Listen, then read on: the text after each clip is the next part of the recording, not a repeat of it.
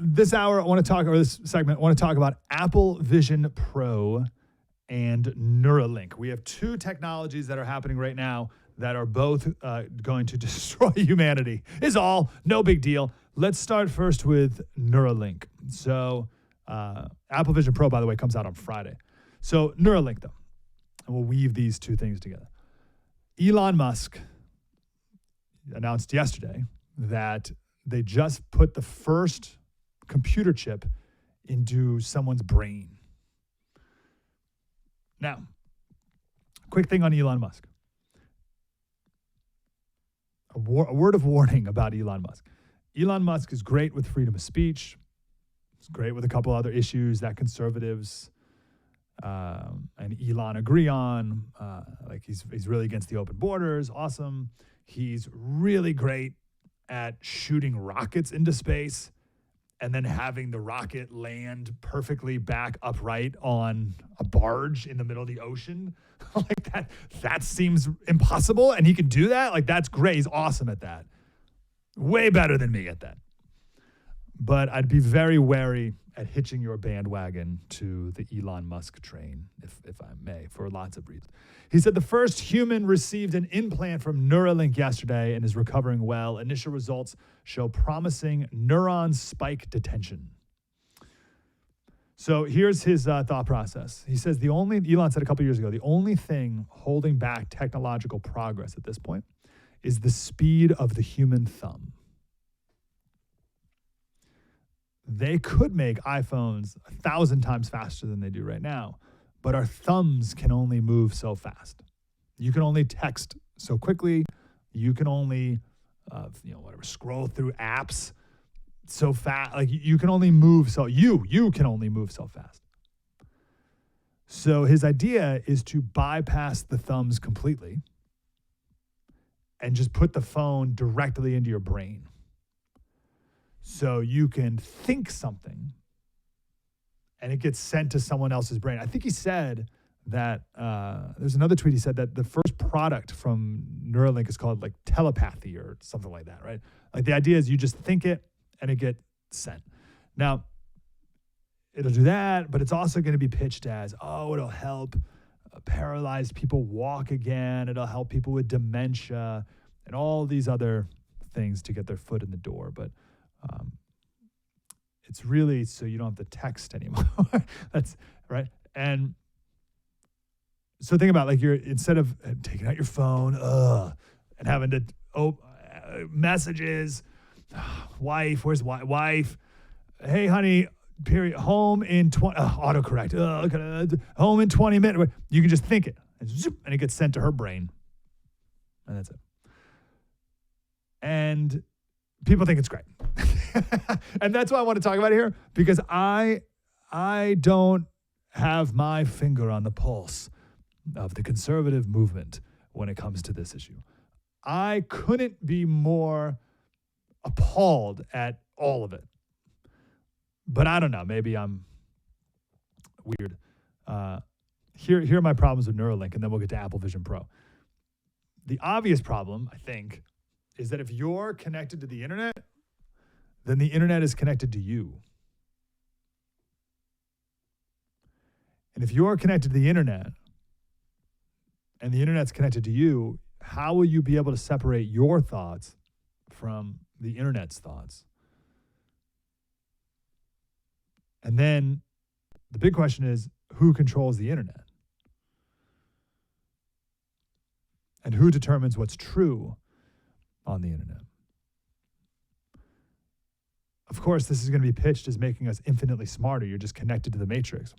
And that scene in the Matrix, I haven't seen the Matrix in 30 years, but isn't the scene for the Matrix where he doesn't know how to fly a helicopter? And he like presses a button and now he can like learn how to, right? So it's going to be pitched like that.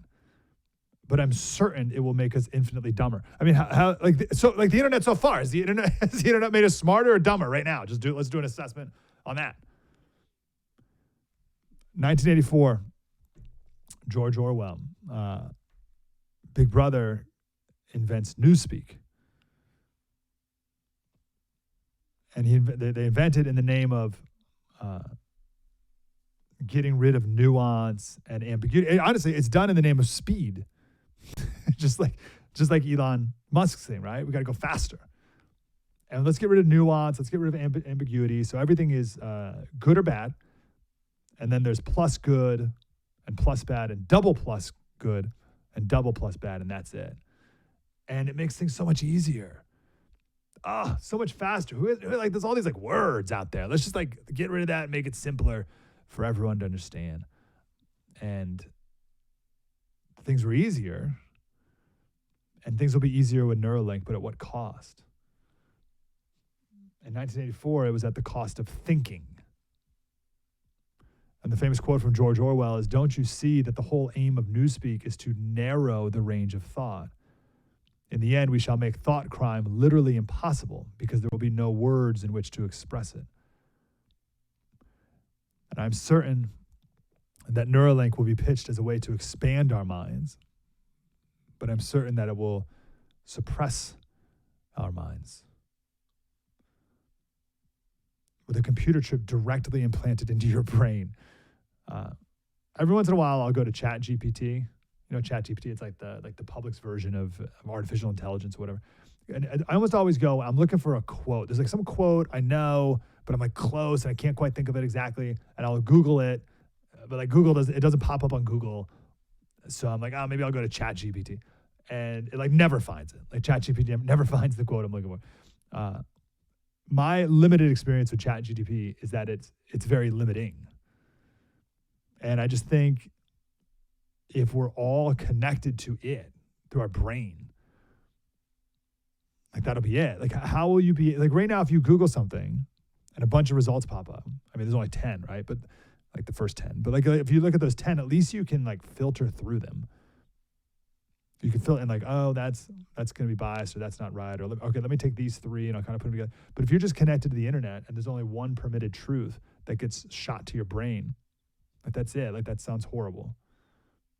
You couldn't come up with a more dystopian world than that.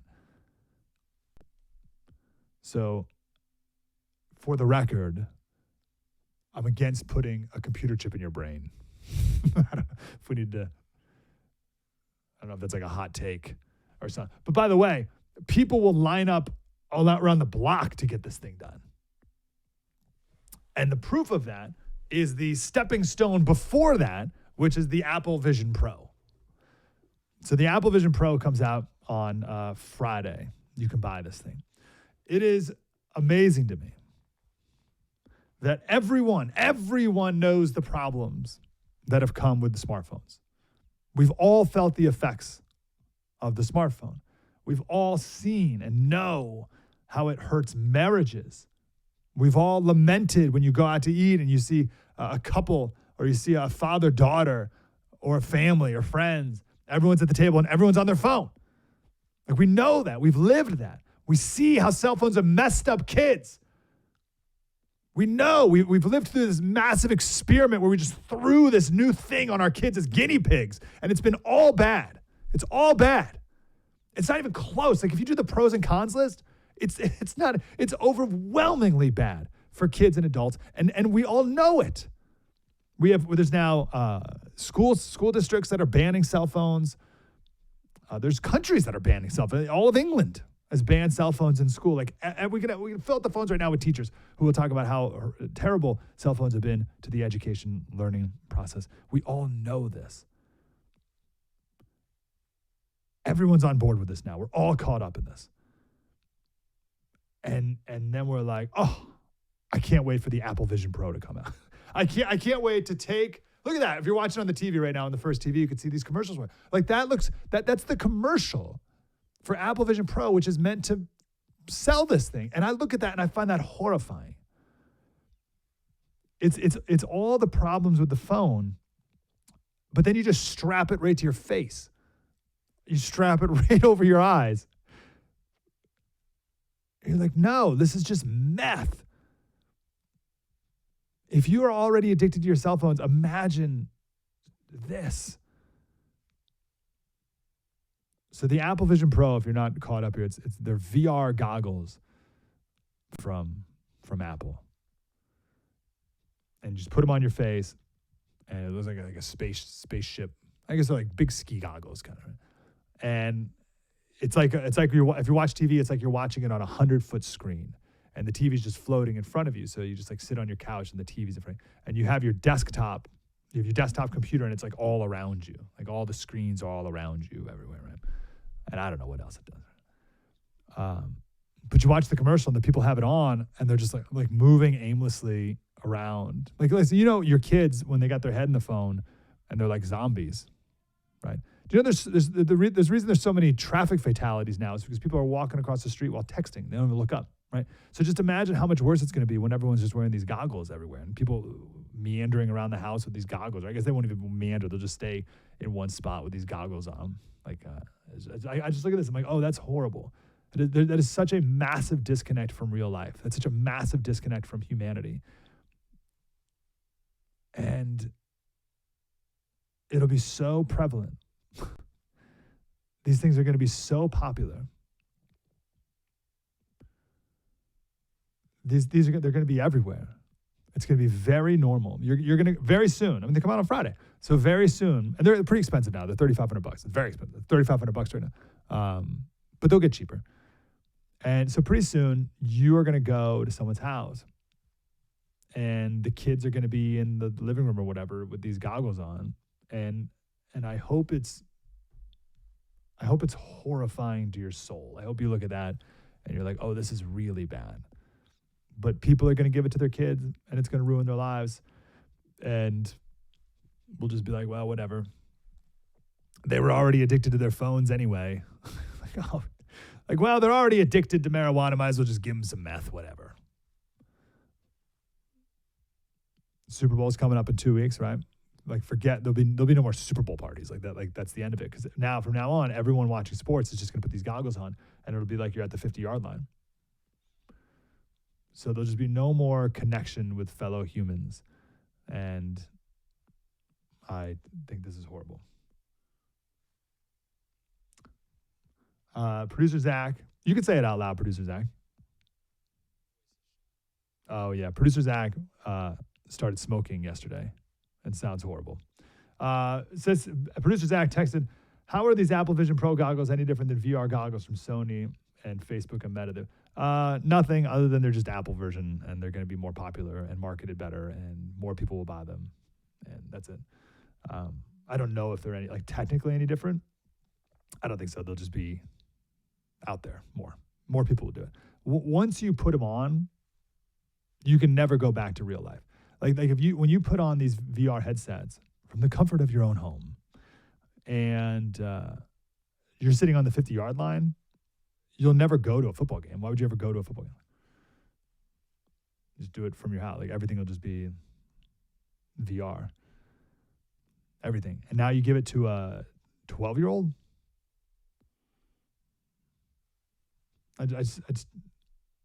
Now, we can also, this kid's in the car, you may want to turn the radio down for a couple seconds. There's also, like these will, so pornography already has a devastating effect on marriages as it is. Now you do virtual reality version of that? You kidding me? Here's the, and then now you do that to a 12-year-old? Here's the problem with these Apple Vision Pro. They're so good. It's good. Like, it's unbelievable. Like, sitting on the 50-yard line at the Super Bowl, it'll be amazing.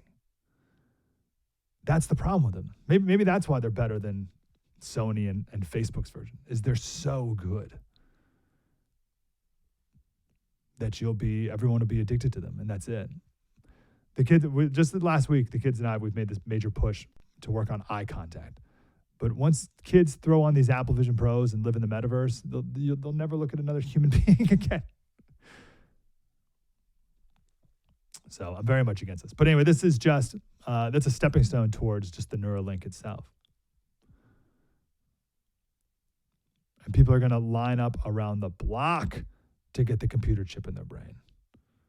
So if you would like to vow with me to not ever put the Apple Vision Pro around your face, I'd love for you to join me, because that's the problem. Again, it's so good. If you do it, once you do it, there's no going back. Once you do it, you're out. Everything else in real life will seem so unsatisfying. It's very dangerous. It's very dangerous. It's like any other drug. It'll be a drug. It's not, and you're like, oh, I don't know, Slater. I'm fine with my phone. It's like, first of all, you're not. Like, we're all very addicted. And Elon Musk knows this. Elon Musk said we're already part cyborg. We're already connected to our phone. Why not just put it in your brain? So Apple Vision Pro is bad. Neuralink's way worse. Because at least Apple Vision Pro, you could take it off. Neuralink, once it's in your brain, it's in your brain.